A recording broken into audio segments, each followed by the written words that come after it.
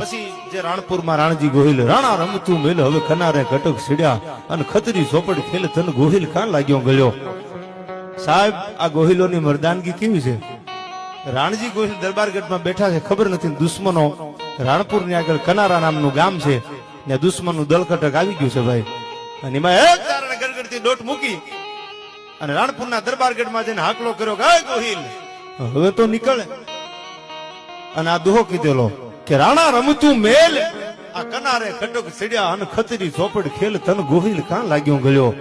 અને હાથમાં શમશેર લઈ અને રણ મેદાનની માલકુર બાકા ઝીક બાકા ઝીક બાકા ઝીક બાકા ઝીક બાકા ઝીક બોલાવી ભાઈ.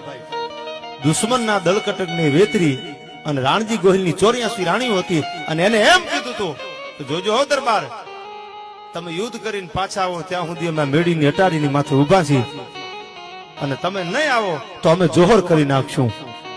રાણજી ગોહિલ ધીંગાણે જાય છે ત્યારે કઈ નીકળે છે કે મારા રથની માથે ધોળી ધજા દેખાય ત્યાં સુધી માનજો ધીંગાણાની માલકો રાણજી ગોહિલ જીવે છે. અને જોઈ ધજા દેખાતી બંધ થઈ જાય તો માની લીજો ધીંગાણાના મેદાનમાં રાણજી ગોહિલ ખપી ગયો. અને ભાઈ બાકા ઝીક બાકા ઝીક બાકા ઝીક બાકા ઝીક બોલતી દુશ્મનનું દળકટક રાણજી ગોહિલની સામેથી ભાગી જાય છે. રાણો જીતી જાય છે. હવે સાંભળજો વાત.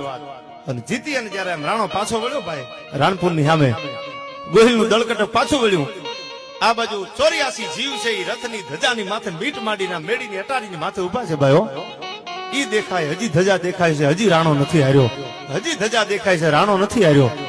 રાણજી ગોહિલને મોજમાં આવી ગયો છે, હરખમાં વાત ભૂલાઈ ગઈ કે 84 જી મારી ધોળી ધજાની માથે મીટ માંડીને બેઠા છે.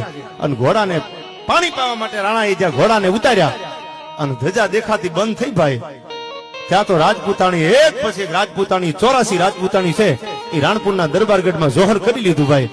અને આ જ્યાં રાણો પાછો આવ્યો અને નજર કરી ત્યાં તો શમશાન બની ગયેલો દરબારગઢ.